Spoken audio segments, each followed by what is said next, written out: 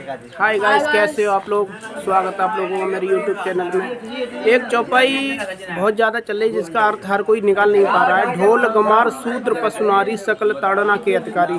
तो मैं बात करता हूँ आचार्य जी से। आचार्य जी से पूछता हूँ इस चौपाई का अर्थ क्या है, बिल्कुल सही अर्थ क्या है। आचार्य जी, स्वागत है आपका मेरे जय यूट्यूब श्री राम। चैनल में। आजकल आप लोगों को जैसा कुछ पता है कि एक चौपाई जो रामचरितमानस की है, इस चौपाई का राजनीति में बहुत अलग अलग मतलब लोग निकाल रहे हैं। उस चौपाई को उठा के राजनीति में रख दिया और राजनीति में ले जाके अपने अपने तरीके से तोड़ मोड़ के लोग पेश करते हैं। ये चौपाई मैं आपको बता देना चाहूँगा उस समय की है जिस समय समुद्र मंथन चल रहा था। समुद्र के लिए भगवान रास्ता मांग रहे थे समुद्र से बैठे हुए। और समुद्र चूँकि एक जड़ पदार्थ है जो भगवान की प्रार्थना को नहीं सुन रहा था, तो जब भगवान ने उसके बाद जो लगातार 3 दिन हो गए और 3 दिन होने के बाद जब भगवान ने जब गुस्सा आया भगवान को, तो एक चौपाई लिखी है रामचरितमानस में पहले तुलसीदास जी ने कि बिनै न मानत जलद जड़ गए 3 दिन बीत, बोले राम सकोप तब भय बिन होय न प्रीत। चूँकि बिना भय के कोई प्रेम नहीं होता, प्रीत में संबंध नहीं होता। कोई आदमी जो बात नहीं मानता, कुछ खासकर जो जड़ लोग होते हैं या जड़ पदार्थ हैं, जब तक जैसे जड़ पदार्थ है उस पर कोई फोर्स नहीं लगाया जाएगा। ये वैज्ञानिक कारण भी है कि जड़ पदार्थों में बिना फोर्स के वो आगे वो हिलते डुलते नहीं है। फोर्स में ताकत होता है। तो जैसे ही ताकत भगवान ने लगाने की कोशिश की, वो जड़ में गुस्सा आया, अपना फोर्स दिखाया, बल दिखाया। तो तुलसीदास जी ने एक चौपाई लिखी है, उसी संदर्भ में एक चौपाई है। लोग और ये चौपाई राम ने नहीं कही है, ये चौपाई खुद तुलसीदास जी लिखते हैं। उनका अपना मत है, अपना विचार है कि ढोल गवार शूद्र पशुनारी सकल सकल ताड़ना के अधिकारी। एक्चुअली भगवान ने ये चौपाई नहीं बोली है, तुलसीदास जी के द्वारा बोली गई थी। और तुलसीदास जी ने लिखा कि ढोल मीन्स जो ढोलक होती है, ढोल होता है, अगर हम उसे प्रताड़ित नहीं करेंगे, अगर हम उसे जो है बजाएंगे नहीं, मारेंगे नहीं, तो आवाज़ नहीं करेगा। हमारे कहने का तात्पर्य यह है कि जो ढोलक है, हाँ, ढोलक को बिना बजाए हुए वो अपना एक स्वर नहीं देती है, उसको बजाने वाला चाहिए। ऐसे ही आगे आता है ढोल गवार। गवार में जो बिल्कुल गवार आदमी है, अनपढ़ है, पढ़ा लिखा है, जो जड़ है, अगर उसकी देखरेख नहीं करेंगे, उसको डांटेंगे नहीं, उसको अगर हम कुछ कहेंगे नहीं, तो वो कुछ भी कर सकता है, ठीक है ना। तो इसलिए गवार को भी थोड़ा डांटना आवश्यक है। उसको सही रास्ते पर लाने के लिए डांटना जरूरी है। ढोल गवार शूद्र, खासकर आजकल जो चर्चा होती है वो शूद्र की, कि शूद्र पर बहुत सारा विवाद है। बहुत सारे नेता हमारे यहाँ अपना विवाद खड़ा कर रहते हैं, संसद में हलचल मचा रहता है। तो शूद्र कौन है, इस पर सबसे पहले जान लेते हैं शूद्र कौन है। तो शूद्र वो है जो बहुत निम्न तरीके के काम करता है। शूद्र कोई जाति नहीं है, हालांकि हमारे यहाँ वर्ण व्यवस्था थी, ब्राह्मण क्षत्रिय वैश्य शूद्र। तो शूद्र वो है जो बहुत निम्न काम करता है समाज में, जो सामाजिक व्यवस्था में तुलसीदास जी के अनुसार तो हम कह सकते हैं कि जो शूद्र वो है जो वर्ण व्यवस्था में, लेकिन यहाँ वर्ण व्यवस्था की बात नहीं है। शूद्र में जो बहुत निम्न प्रकार का आदमी है, जिसका मानसिक, जिसका मन बहुत निम्न है, जिसके काम अच्छे नहीं हैं, वो शूद्र है ना। और ब्राह्मणों में भी शूद्र होते हैं, ऐसा नहीं है। ब्राह्मणों में भी जो लोग अच्छे काम नहीं करते, तो ब्राह्मण भी कर्म से ही होना चाहिए, ऐसा लोग मानते हैं, ऐसा विद्वानों का मत है, यही चर्चाएं होती रहती हैं। तो शूद्र भी कर्म से होता है, जिसका कर्म, लोग ऐसा बोलते हैं कि कर्म से ही ब्राह्मण क्षत्रिय शूद्र होते हैं, तो चलो कर्म से मान लेते हैं, तो कर्म से ही शूद्र मान लेते हैं किसी को, जिसका कर्म वैसा वो शूद्र है।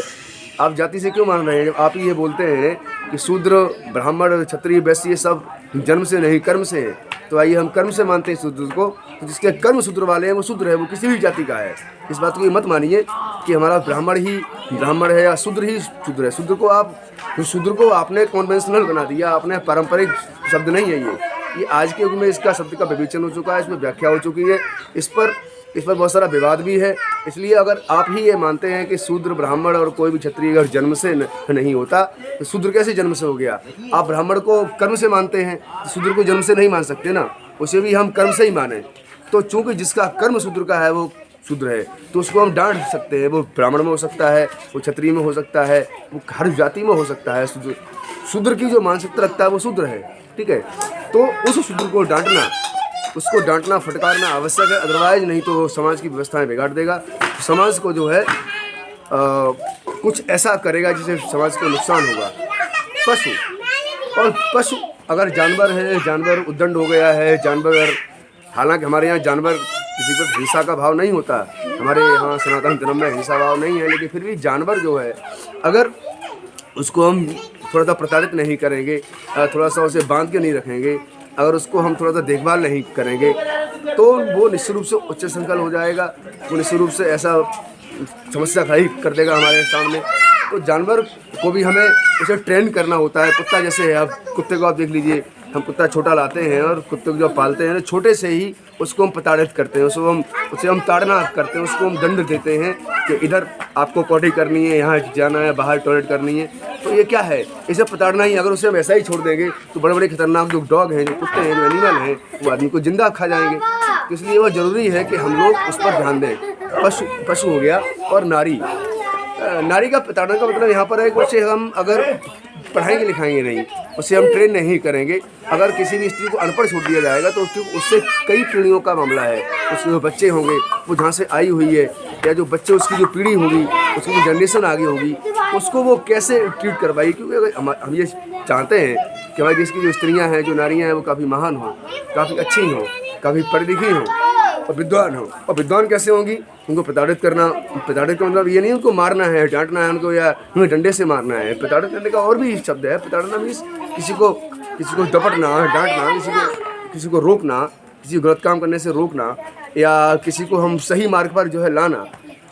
ये नहीं है कोई आदमी डंडे से ही आएगा सही मार्ग पर, वो अच्छे मार्ग से भी आ सकता, वो अच्छी बातें बताकर भी आ सकता है। किसी को प्रताड़ित करने का हमारा एक सॉफ्ट तरीके से भी प्रताड़ित कर सकते हैं। तो हम किसी भी स्त्री को, यहाँ स्त्री का भाव ऐसा नहीं है तुलसीदास के मन में कि वो स्त्री को किसी डंडे से मारना है। कि स्त्री ने अपनी पत्नी को डंडे से नहीं मारा, स्त्री ने, वो तुलसीदास जी बहुत प्यार करते हैं अपनी पत्नी से, तो वो डंडे से मारने की बात कहाँ, कहीं ऐसा कोई प्रमाण भी नहीं है कि तुलसी ने अपनी पत्नी को डंडे से मारा हो। वो तो इतना प्यार करते थे। जो व्यक्ति इतना प्यार कर सकता है स्त्री से, वो कैसे अपनी स्त्री को जो है किसी भी स्त्री को मारने की बात कर सकता है। इसलिए हम ये चाहते हैं कि ढोल गमार, तो ये चौपाई जो पूरी है, ढोल गमार शुद्ध पशु नारी सकड़ ताड़ना के अधिकारी, तो ये इनमें अगर थोड़ा प्रताड़ित मीन्स अगर इनमें थोड़ा सा इन्हें सही मार्ग पर जो है लाने के लिए थोड़ा डांटना, टपटना, देखना। एक चौपाई और लिखी तुलसीदास जी ने ऐसी के संदर्भ में के बारे में कि खासकर स्त्री की बात करी जाए तो वो लिखते हैं कि महावृष्टि चल फूट के आरी, जिम स्वतंत्र है बिघ्न नारी। तो स्वतंत्रता देना स्त्री को अच्छी बात है, लेकिन इतनी स्वतंत्रता न दिया जाए कि वो आजकल देख रहे हैं समाज में कितना भ्रष्टाचार इसलिए हो रहा है कि हम बहुत ज़्यादा स्वतंत्रता के पक्षधर हो गए। हाँ, स्वतंत्रता अच्छी बात है, स्वतंत्रता उनका हर किसी का जन्मसिद्ध अधिकार है, लेकिन स्वतंत्रता मतलब ये भी नहीं कि हमारा मन है जो चाहे वो कर रहे हैं। अगर मान लीजिए आपके परिवार का कोई भी व्यक्ति जो चाहो वो करे, साहब हम भी स्वतंत्र हैं, हम भी जो मन हो वो कर रहे हैं। कोई भी लड़की है, कोई बच्चा, इवन लड़की ही नहीं है, वो लड़का ही सही, और लड़का ही आपका अगर बिल्कुल स्वतंत्र हो जाएगा, बिल्कुल स्वतंत्र हैं, तो क्या दे सकते स्वतंत्रता उसे। तो जब आप लड़के को नहीं दे सकते तो तुम लड़की को कैसे दे सकते हैं। तो इसलिए मैं ये कहना चाहूँगा कि जो विवाद हैं जो समाज में या जो राजनीति में, उसे थोड़ा विवेकपूर्ण लिया जाए और अन्यथा चीज़ें नहीं ली जाए। धन्यवाद। तो मैंने अभी बात की आचार्य जी से, ढोल गमार शूद्र पशु नारी सकल ताड़ना के अधिकारी। आप लोगों ने अर्थ सुना, अगर अर्थ सही है तो मेरे कमेंट बॉक्स में जाएं, आप लोग अपना राय दें कैसा रहा। ठीक है, ओके, राधे राधे।